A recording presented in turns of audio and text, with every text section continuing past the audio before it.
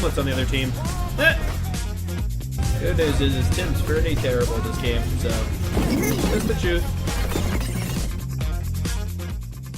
Very proud. They played a very sharp, very on top of their game Eclipse today, and really excelled in nailing, unfortunately, 07. When they gave him that little bit of breathing room, he took it.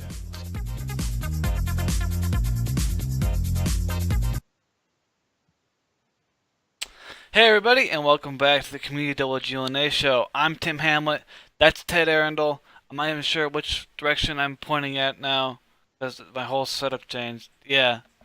But I have no idea. oh Tim. yeah. I sometimes I don't either. But so we missed a day. Work stuff, good life, kind of gets in the way. But we're back. And Ted, how about those matches? Well, yeah, we're going to go back to Thursday real quick because we missed those matches from last Thursday, as well as Tuesday's matches. Because, like Tim said, we have work and life and things like that get in the way, unfortunately. And Thursday was pretty exciting. It was it started out with Eclipse versus Dare, and Dare came to fight. Let's just put it on the table. Dare came out and did a little waffle stomp to kick it off the show. They went up 2-0. The match switched to Murrow. The Defenders, as of this time, last Thursday, Defenders had a 71% chance to win Murrow. So what that did is, and it came true, because Eclipse won that one and brought it to 2-1. But then it flipped right back around, and everyone's thinking, well, now Dare will pick it up because they're on the defense. No, Eclipse picked it up, making it 2-2. So I was like, oh, okay, this is interesting. How's this going to play out, and what will happen from here? The next match being Proc, Dare was one take down from acing them. Oh, Dare ran the table on them. They played really sharp. Eclipse came right back at him on the defense and did exactly the same thing. They only dropped one tank as they swept him. There were some communication issues, I think, for the second Proc map. For Dare, they just didn't look as together as they have in the past. yeah. Go figure. But you're at 3-3 right now. Then you go into Roomberg. Roomberg is one of those maps that if you aren't careful, people can come up with clever strats and just find ways to beat you. We've seen My Little Putin do that recently by pushing the 5100 and other people pushing tanks to kind of create body shields and then create like fire lanes. But specifically, this one was Eclipse, so you suddenly had a 4-3 lead on Roomberg with Dare's defenders going into the match point. Dare played really well, some sharp shooting by Burden Fungus and IS-7. Aggressor had strong play. It was everything they needed to do, they did, which pushed it to the final map, which was a tiebreaker, was Mines. And after 2 wins, one would have thought that Dare had Eclipse's number, but it was Eclipse that managed to Dare tried an E75 strat that they tried in the past where they have Chase Potato right near the 2 cap. It didn't work. The angles, Eclipse found the angles, and they just gave Eclipse too much time to just slowly, incrementally get their positions until they were able to take him out and take out Milo Putin and the Death Star. And it was really, really close. I think it does show some issues that Eclipse is going to have to address, because this was the first time that EXO didn't get to play. So EXO was gone, and this is one of the first let-off matches too. So that being said, I think Dare can play better than what they did. This is not the top of Dare. I think Dare as well is just figuring out little things now, especially against higher teams and how that works. The second match on Thursday was just as engrossing. It was Rival versus Valence.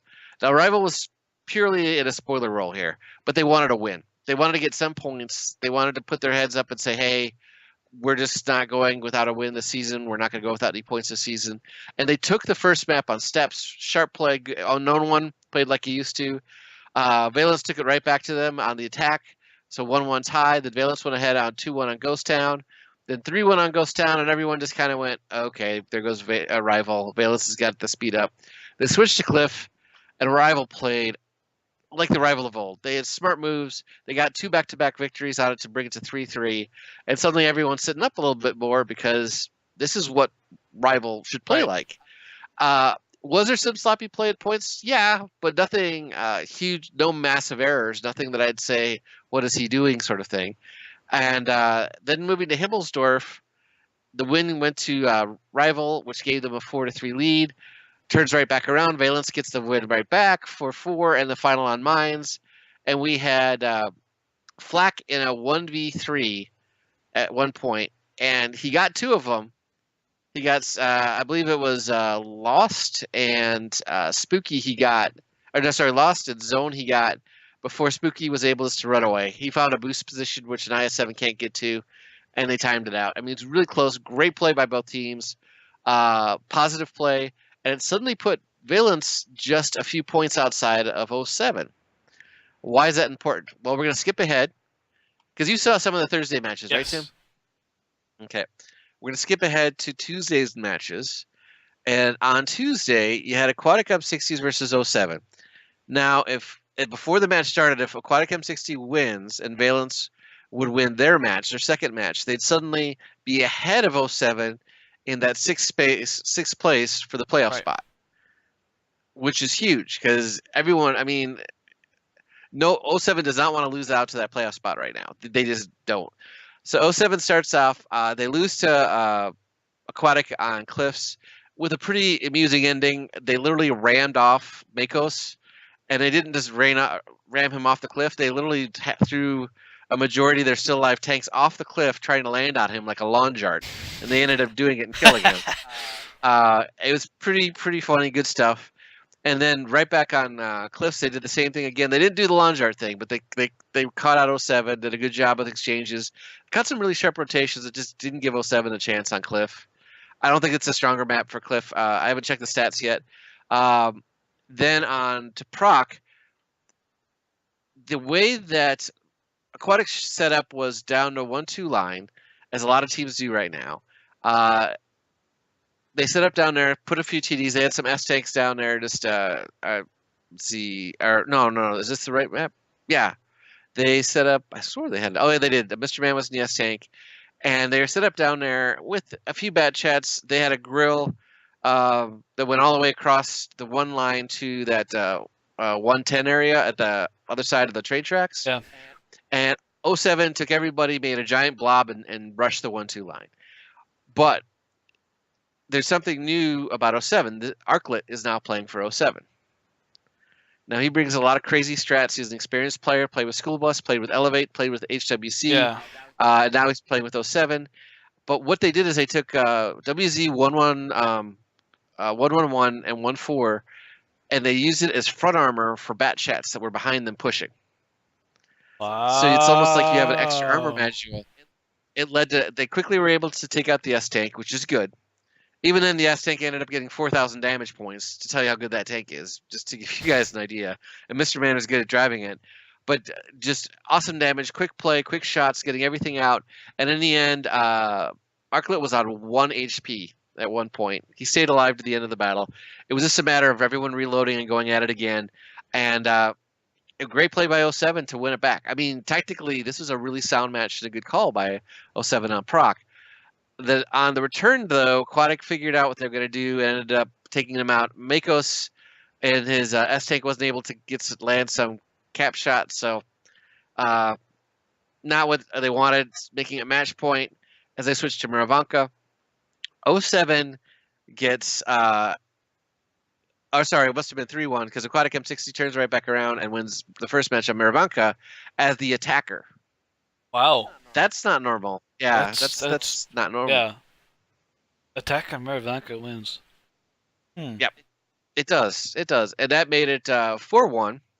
And then we went to the Aquatic M60s on defense, and they probably felt pretty confident.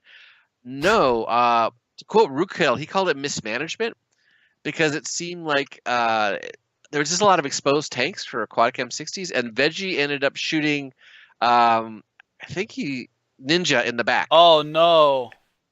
Unintentionally, yep. So a good old Kravenwagen, and that's, what is it, 380 damage that it does? Yeah. Yeah, get that planted in the back of you. And it wasn't, but it was strong play. The only tech they lost was the E5. So great play by 07. Suddenly it's 2-4. We move to Himmelsdorf. And in about 2 minutes and 30 some odd seconds, Aquatic M60s, they traded tanks out, but still they took the win and take the 5-2. Yeah. Important things to remember. Mr. Man had a ridiculous shot landing percentage, something like, I want to say just under 72%. And that's for the whole match. That's crazy. When you think about it, that's how good these guys are. And again, it was a lot about Aquatic M60's players with really high shot landing percentages. Foster was the highest in that, and Mako's for 07, as you could guess. But just the number of shots that were able to be landed by Aquatic stood out, as they should. I thought that was just a really standout difference in the teams, and the importance of accuracy, not just getting your shots out, but making sure that they land. And that led us to Valence versus Dare. One more thing before you switch on. I noticed Sure. somebody was playing for 07 for 2 battles. Oh yeah, Meadow. Meadowhawk! Tamador had some work issue, just having to get back in time from work, as I understand it. But so Meadow got a couple battles in, and the first match he got isolated, and it didn't end up well for him. Second match, I'm sure he would want those matches back. I really think he does. But I played with him, I platooned with him. He's a great player. But we'll move on to Valence versus Dare. Channel to Platoon 1 on the server. We didn't predict this because we weren't on for it, but we both probably would have called it 5-1. Right off the bat, they go to Ghost Town, where Dare's got pretty good stats on that. I want to say they were well over 65%. And what happens?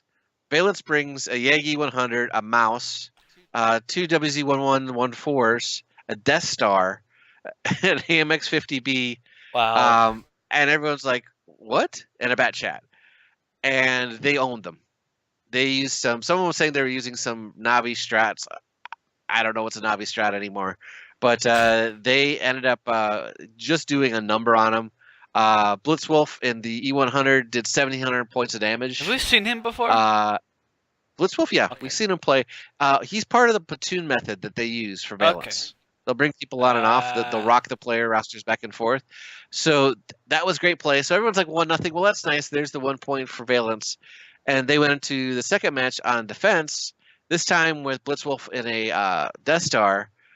Static and T57, E3 driven by Spooky, Urtai and an RU251, Bat Chat for Zone, G-Force and 113, and Fulcrus and the 50B.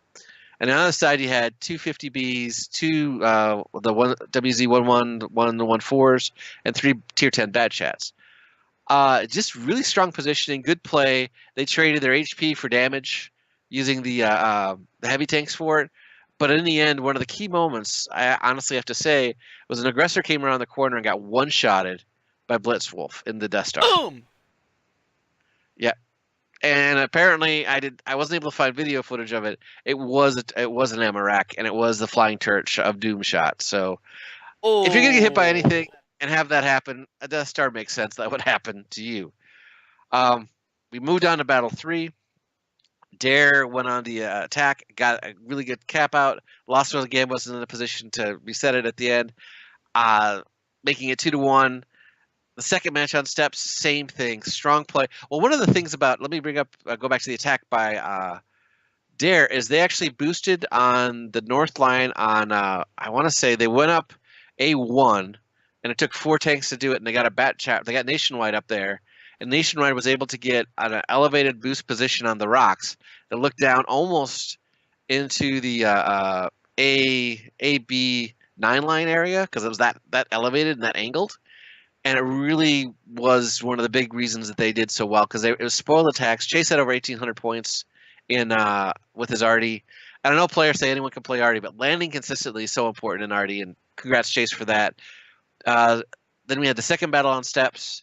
Again, just really good strats, strong rotation by Dare, and they were just able to hold them off and take them down completely.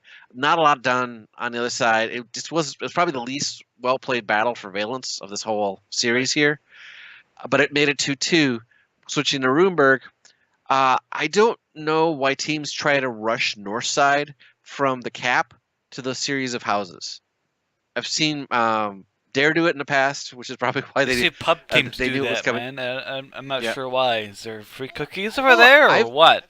I've seen some of the EU pro teams trying to do it, but the way Dare was set up, it wasn't pretty. They just pinataed them out pretty quickly, and that was that. It was just a good strat, good call. Makes it 3-2. Derek gets to go on the attack. This time on the attack, it was just a matter of pressure. They did the 5100 that I mentioned before. They emptied the clip of it so MRX can't happen. Milo Putin in the IS-4 pushed it up, which means to go and reset him. And this is on the north line of cap. There's two roads. Everyone generally knows the second road where people go behind. Right. But if you do the first road, they had all sorts of firing lines set up. They had a grill set up there. They had a 50B. You can't get across without taking at least 2 to 3 shots trying to reset them. And that's exactly what happened. So it was just a strong play, and that led to 4-2 lead. Muravanka, another Valence could have done better. And again, I'm going to get back to the shots landed. 5 of the 7 players on Dare had higher accuracy than the highest person on Valence. So landing shots is so crucial because of that necessary need for accuracy. Landing and making sure, because with these tanks, they're pretty confident of the damage unless you see a mouse or something like that out there. But to have that level of consistency, and I believe they had 2 players over 80% or are pretty high to the top 70 with auto loaders that aren't famous for being extremely accurate at any sort of distance. Just strong play. Valence is still in the race, but this was a big opportunity. If they would have gotten even a point out of this would have pulled them just that much closer. And it's rough to see that because I'm a fan of both teams, 07 and Valence, but it just wasn't their night that night. And we're gonna stop right here because we're gonna stop and talk about one of our favorite parts of the show called "Where's Ute?" Where is Ute? That's... I don't. Where is he in the fantasy standings? I know you don't want to look it up, Tim, but where is Ute? Where is he standing right now? Y-O-O-T. 109. Yep. I'm currently on 149. I actually jumped 11 spots. I'm Tim, at 130. Yep. So we're closing on him, and I've got a steak sandwich bet with him, so I'm trying to win that pretty badly. I want a steak tonight will be- sandwich.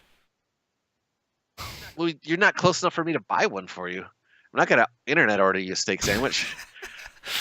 I don't even know Chicago makes good ones. Oh! But all that being said, when we get ready for tonight, there's something that everyone should look for. This is the first day of 17.1 has been live. I got different responses from different teams. Some players are like, you can't practice on a test server. Other ones have been practicing like mad. You can't. There's some The things. E5 being scary, the mouse being scary if you played it right, and pretty nerfed pretty hard right now, as is the E5. The thing about the mouse, folks, is with the new buff, I think it's 3200 HP. With the armor it has, if even one bat chat doesn't pen, the chances of them doing that massive amount of damage and doing enough, and more than likely they're going to probably pen out 4 shots, maybe 3. 4 out of 5. And that's if no, not even that.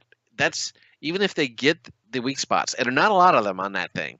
Even if they get the weak spots, there's still a chance because the armor is so close to the penetration value of the bat chat in areas that they won't do enough damage. Now, don't you want to be the tank, either like an Object 140, a 50B, a bat chat, anything, whose teammate calls for help in the mouse, and suddenly you come upon 2 empty bat chats? Yay!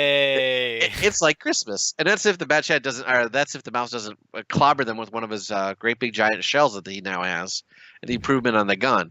So that's going to change things. Plus, you also have the top Type 5 and Type 4, who now have howitzers. Oh boy! Yeah, so that can do up to 1,200 damage if it pens. Bye, Type Now, 49. I mean T49, not Type.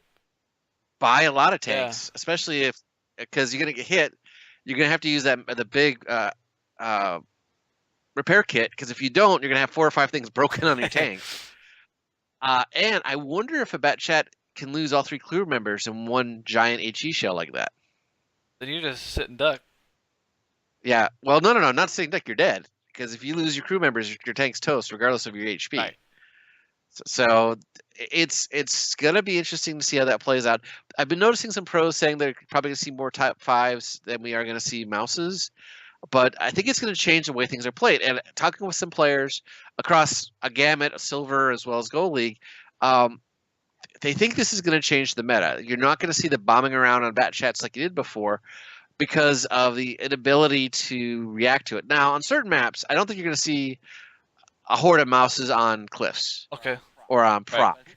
But I think you'll see it on Runeberg. I think you'll see it on Ghost Town. I think you'll see it any mines. You'll probably see them on mines. Any smaller map or map that has is congested, Like such as like buildings like or anything like that. Himmelsdorf.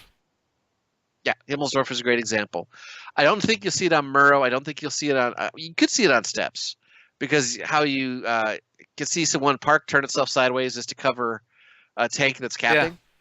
You know, because you're daring the other guys to pen them. So there's that option to it. But I think it's going to change things, and it has the. I like this because if it changes the meta enough, it's going to force teams to truly be skill based. You're going to see players have to carry it more than strategies do until they figure out the strategies for it.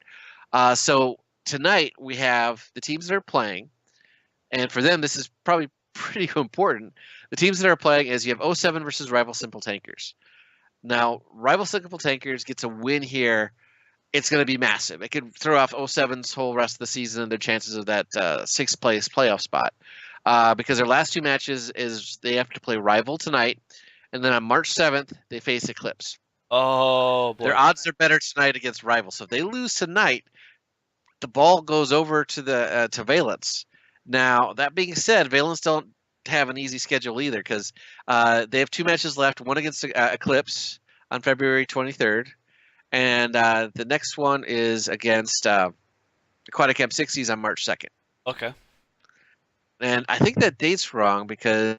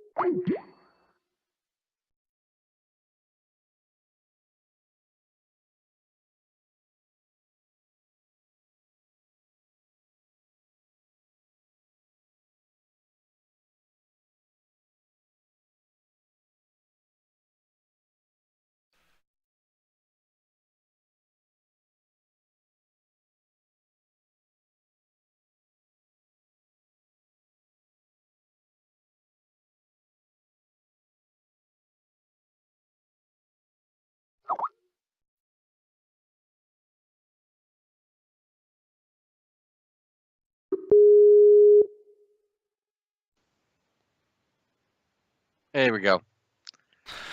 What in the world is going on? Nah, it's just. I think it's just one of those days. They're finally cleaning up the street outside. But regardless of that, let's quickly get through this to get to the next one, or just to finish it up, I guess. But so you have '07 playing Rival, Mm-hmm. and Eclipse plays Valence. So this is the night. I mean, Valence could pull an upset here. We'll have to see.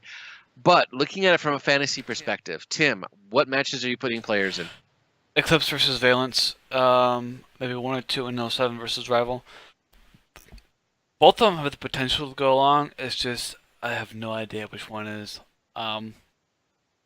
Eclipse could go up and stomp Valence, and 07 and Rival could end up in a stomping, or Rival could pull out something like they did last time and to go 5-4, Yep. maybe even win.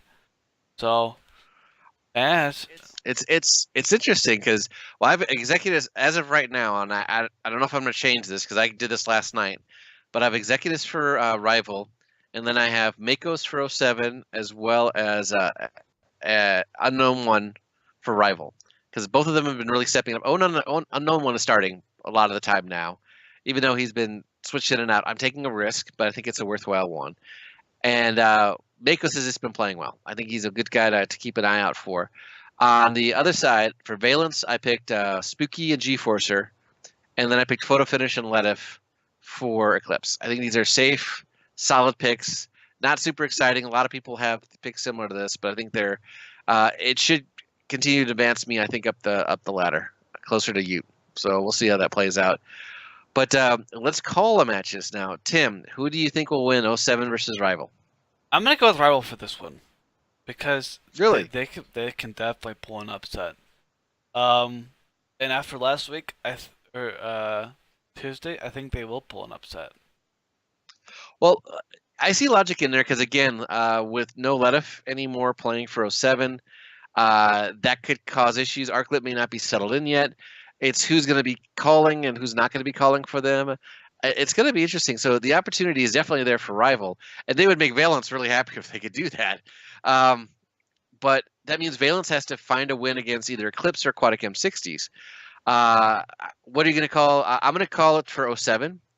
I don't know. I'm going to call it 5-3 for 07 because I think they'll find a way. I think T1 I think Faust and company will figure out a way. And if we get Meadow to play again, that'll be fun too. So, but who do you pick in Eclipse versus Valence, and what do you think the score will be? I think it's gonna be close. Eclipse is gonna win 5-4. Valence has been doing a lot lately, and I think they can. The minimum I think is gonna be 5-3, but I'm Okay. pulling 4 from Eclipse because Eclipse. We already have their lineup. They released T1, Tigers, Zim, No Nick, Letif, Photo, and Drock. So, it's going to be interesting. I've pulled Letif, Photo Finish, No Nick, and Tigers in the lineup, and I'm pulling only one person, Valence. Wow. Well, and they're all good picks, Tim, from Eclipse. I think it's going to be 5-2 for Eclipse as long as they've untilted themselves. Right. Their match last Thursday. They just seemed a bit on tilt. We're gonna have to see because the effect of Exo and Vetro not being there. Lettuce a fantastic player, but you have to learn how to play with people. Right. So we're gonna see how that plays out. I'm curious to see what's going to happen. I think these are exciting matches. I know you can look at them and say, well, it's two of the teams that'll probably get in the playoffs against two of the teams that are at the bottom. But there's a lot more to that. You have to look at the details because if Valence somehow finds a way to get a point even, that's just going to make things even tighter because in the standings right now, we'll just walk through the standings for everyone pretty quick. You have Apex on top. No one's going to catch them on 35 points with 2 matches left. Then you have Dare Rising on 23 points, and they would love to see Eclipse lose because that would Eclipse has quote unquote the easier lineup for the next few matches. But if they were to win, Eclipse has the possibility of getting 28 points in the next 2 matches that they're playing because I believe they have Valence and Rival as their next 2 matches. or let me just double check that because I don't want to. All right, they have remaining 07 or Valence and then 07 on the last match day. So those are critical matches for all those teams involved. But so you have Dare Rising in second and 23 points, Top Tier on 22 points, Eclipse on 22 points, Aquatic M60s on 19 points, 07 Gaming on 12. If Valence gets a point out of this tonight and 07 doesn't win, you're looking at just 1 point separating these teams. Yeah. Rivals on 1 point. So they got their point, which is awesome for them. And they would love to take a win to get at least one win for the season. That would mean a lot to them. But the computations on what can happen, guys, is kind of crazy. When we're talking on Tuesday, I'll walk everyone through the remaining 3 match days. And it's going to start getting interesting because once Eclipse done with today, they're going to be on. They'll only have 1 match left to play. Where both Dare Rising and Top Tier will still have 2 matches left to play, and that's when the math starts getting interesting. Because if they win tonight, Eclipse will be on 25 points and lead back into second place. But you have to look at what their points can be and who they have playing. They could potentially have 28 points, puts them in the driver's seat. Because Dare Rising still has to play. The 2 matches remaining is against Aquatic and Apex. That's gonna be tough. So Oh. that could end up then with 26 points, which would fall short of what Eclipse can do. But again, we don't know how that's gonna work or what's gonna happen. And then you have Top Tier, who has their remaining matches are against Apex and Rival. So if Top Tier can find a way to beat Apex, and I know no one's done it this season, and they continue to win, they're gonna beat Eclipse in our tiebreaker, I think. Or let me see how they did. Yeah, because they beat them 5-3. And last time they lost to him 4-5. So when you do the math, yeah. So it's going to be tight. But the team with the best matches, as far as looking at who's playing, is Eclipse because they have Valence and then they have 07 that they should win. But we're gonna have to see how it unfolds, guys. Full of drama, it's full of everything. But please tune in tonight. It's a few hours from now, but it's gonna kick off around 5 o'clock Pacific time here on Thursday night. So I'm pretty stoked about it. I'm pretty excited. What about you, Tim? Oh, I can't wait. I can't wait. This is gonna be good. As everything's decided in this match. Especially if Eclipse, if I highly doubt Eclipse loses to Valence. That's the upset that Dare Rising and Top Tier, and even Aquatic M60s is would love. If that happens, Valence will get fruit baskets from both those teams, or they should. So I'm not kidding you. If Valence beats Eclipse, and I'm Top Tier, Rude Awakening, or if I'm Chase or Change, I'm fruit baskets, guys, big ones, because Lost. I'm sure Lost would probably eat it on the air. Lost is a great guy and everything, but Valence is a very good team. They're just figuring out how to be a team. I really think they'll be around next season, and we'll see an improved style of play. They'll probably shift some personnel around, but I think I really like the way they play, and they've been learning. But we're gonna see, and we'll see you guys on next week, because both of our schedules should be settled down enough by then. Hopefully. But other than that, Tim, is there anything you want to say before we close out? Besides, thank you everybody for being here. We appreciate it. We wouldn't be a community show without you guys. And as always, thanks for stopping by.